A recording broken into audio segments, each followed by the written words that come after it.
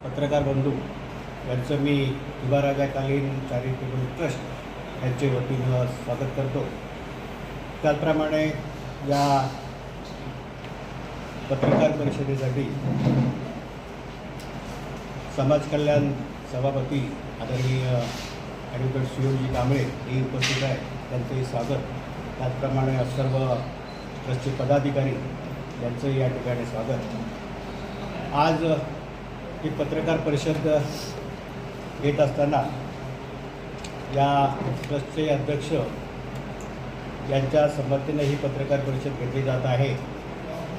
आकस्मिक त्यांचं काम निघाल्यामुळं ही पत्रकार परिषद त्यांनी मला मी उपाध्यक्ष या नात्यानं मला अधिकार दिले, त्यानुसार ही पत्रकार परिषद मी आज घेत आहे। शिवाराजाकालीन बुद्धविहाराच्या जागेत हे बुद्धविहारच होणार आहे। याबाबत शिवाराजाकालीन बुद्धविहार येथील स्थळाचा विकास महामानव डॉक्टर बाबासाहेब आंबेडकर यांनी 1956 साली बौद्ध धर्माची दीक्षा दिल्यापासून झालेला नाही, हे आपल्याला सर्वांना ज्ञातच आहे। यासाठी रत्नागिरी तालुक्यातील धार्मिक संघटना एकत्रित येऊन शिवाराजाकालीन बुद्धविहार स्थळ विकास चॅरिटेबल ट्रस्ट निर्माण करून अबकारी खात्याच्या ताब्यात असलेल्या सरकारी जमिनीपैकी 17.5 गुंठे जमीन बुद्धविहारासाठी मिळावी म्हणून या ट्रस्टचे पदाधिकारी यांनी या जिल्ह्याचे पालकमंत्री आदरणीय डॉक्टर उदयजी सामंत यांच्याकडे पत्रव्यवहार केला, विनंत्या केल्या आणि त्यानुसार ट्रस्टचे पदाधिकारी यांनी पाठपुरावा केल्यानुसार तत्कालीन राज्य उत्पादन शुल्क मंत्री आदरणीय माननीय नामदार शंभूराज देसाई यांनी या जिल्ह्याचे पालकमंत्री आदरणीय सामंत साहेब, या ट्रस्टचे सर्व पदाधिकारी आणि जिल्हाधिकारी यांचे प्रतिनिधी यांची एक 6 फेब्रुवारी 24 रोजी त्यांच्या दालनात संयुक्त सभा घेतली आणि या सभेमध्ये शिवाराजाकालीन बुद्धविहारासाठी 17.5 गुंठे जमीन देण्याचे घोषित केले। या जागेत रत्नागिरीतील नव्हे तर जिल्ह्यातील प्रत्येक बौद्ध अनुयायी याची एकच इच्छा होती की या जागेत बुद्धविहार व्हावे। बुद्धविहार व्हावे अशी इच्छा असल्याने पालकमंत्री महोदय यांनी सर्वसामान्य बौद्ध जनतेचा कौल विचारात घेऊन या जागेवर बुद्धविहार शासनाच्या निधीतून उभारण्याबाबत ट्रस्टचे पदाधिकारी यांचे जिल्हाधिकारी यांच्या दालनामध्ये एक सभा आयोजित केली आणि त्या सभेमध्ये या जागेमध्ये बुद्धविहार बांधण्यासाठी एक निधी मंजूर केला। मात्र निधी मंजूर करत असताना कोणत्याही धार्मिक स्थळाला किंवा धार्मिक इमारतीला म्हणजे बुद्धविहारासाठी निधीची तरतूद नसल्याने फक्त निधी उपलब्ध होण्याच्या दृष्टीनं त्या ठिकाणी कम्युनिटी सेंटर असा एक शब्दप्रयोग केला गेला आणि त्या म्हणजे शीर्षकाखाली निधी उपलब्ध करून दिला। या बुद्धविहाराचे भूमिपूजन मोठ्या उत्साहात बौद्ध जनतेच्या उपस्थितीत 23 सप्टेंबर 24 रोजी माननीय पालकमंत्री महोदय यांचे हस्ते आणि त्यांच्या उपस्थितीत पार पडलेले आहे। आणि या सोहळ्याला या तालुक्यातीलच नव्हे आजूबाजूच्या तालुक्यातीलही सुमारे 3,000 ते 4,000 बौद्ध अनुयायी उपस्थित होते। त्यांच्या साक्षीनंच त्या ठिकाणी बुद्धविहाराची भूमिपूजन झालेलं आहे। यानंतर महत्त्वाचं या ठिकाणी विशद करावं असं वाटते की डॉक्टर बाबासाहेब आंबेडकरांची 14 एप्रिल रोजी महामानव डॉक्टर बाबासाहेब आंबेडकर यांच्या जयंतीचा दिवस, या दिवशी बौद्ध अनुयायांच्या प्रत्येक घरात, वाडीत, तालुक्यात, जिल्ह्यात अशा विविध ठिकाणी जयंती साजरी केली जाते। रत्नागिरी तालुक्यातीलही काही धार्मिक आणि सामाजिक संघटना एकत्रित येऊन महामानव डॉक्टर बाबासाहेब आंबेडकरांची जयंती साजरी केली। त्यामध्ये बौद्ध बहुजन पंचायत समिती रत्नागिरी या धार्मिक संघटनेने सहभाग घेतलेला नव्हता, पण त्यांनी त्यांची जयंती शिवाराजाकालीन बुद्धविहाराजवळच जयंती साजरी केली. महामानव डॉक्टर बाबासाहेब आंबेडकर यांचे पुतळ्याशेजारी जी जयंती साजरी केली गेली त्या ठिकाणी प्रतिवर्षाप्रमाणे माननीय आमदार पालकमंत्री महोदय यांनी प्रतिसाली ज्या पद्धतीनं सदिच्छा भेट देतात आणि शुभेच्छा देण्यासाठी त्याप्रमाणे भेट दिली होती आणि उपस्थित जनसमुदायाला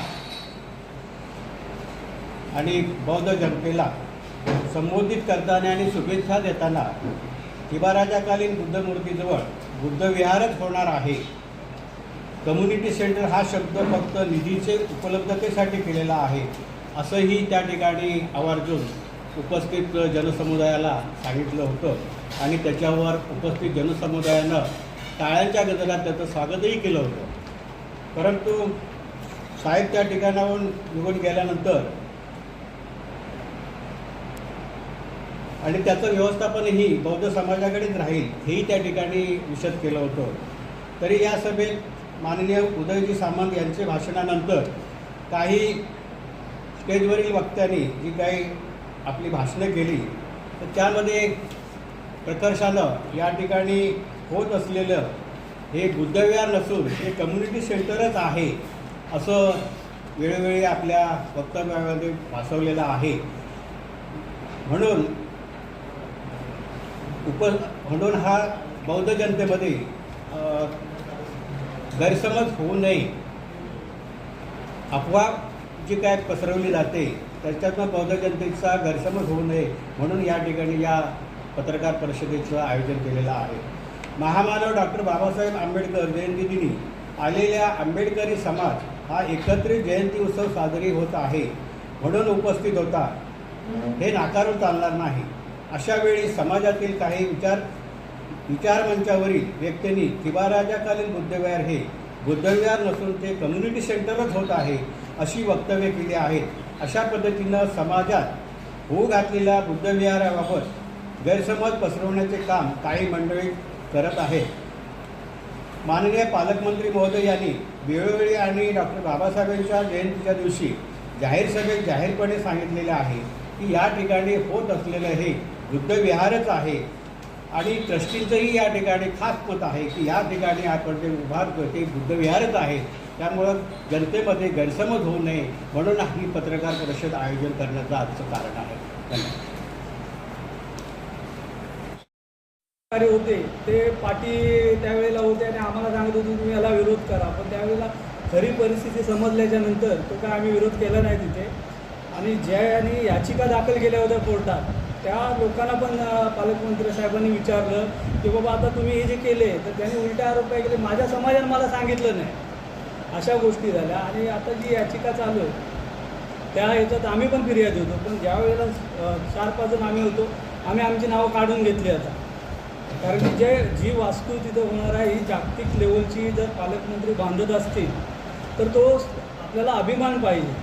आता विषय कसा होतो, कम्युनिटी सेंटर म्हणून जो निधी येतो तो निधी इथे वापरायचा नाही, पण इतर ठिकाणी जे आमच्या समाजात आंबेडकर भवन म्हणून बुद्धविहार वापरला जातो. आता पालीचं एक उदाहरण घेतलं तर पालीत आंबेडकर भवन म्हणून दीक्षाभूमीची निर्मिती झाली, तिथे जे लोक विरोध करत होते तो विरोध करायचा नाही. फक्त एक माझं कुठंतरी नाव तिथे येत नाही किंवा मी त्या कमिटीवर नाही ह्याच्यासाठीच सगळं हे राजकारण चालू आहे की मला तिथे घेतला असता तर ती कमिटी चांगली होती आणि मी नसेन तर ते नाही.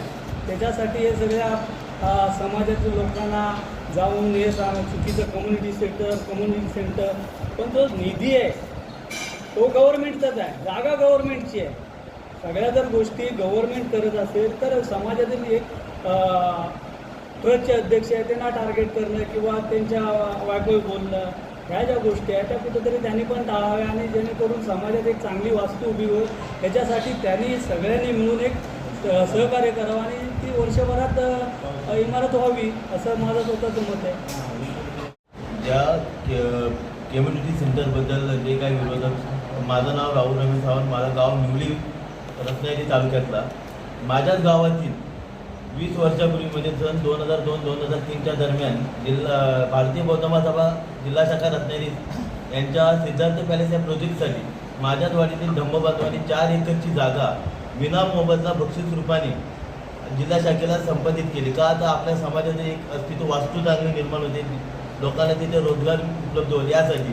परंतु 20 वर्षाच्या कालखंडात जिल्हा शाखेच्या सर्व कुठल्याही एका व्यक्तीने त्या जागेवर येऊन साधा एक दगड देखील लागला नाही किंवा त्या वास्तूचं काय कुठल्या रूपांतर करायचं हे देखील तिला पाहिलं नाही. परंतु आज रोजी सोशल मीडियावर बातम्या मिळतात की कम्युनिटी DSP बंगल्यासमोर जे काय कम्युनिटी सेंटर बनतंय ते VR नसून कम्युनिटी सेंटर, ते खोट्या प्रकारचे जे काय आरोप केले जातात. त्यांना असंच एक विनंती आहे की असे खोटे आरोप करू नका. परंतु तुम्ही जे स्वतःच्या मालकीसाठी जिल्हा शाखेकडे जमीन संपादित केली आहे त्या सिद्धार्थ पॅलेसच्या वास्तूसाठी प्रयत्न करा, जेणेकरून तिथे वस्तू एक चांगली निर्माण होईल.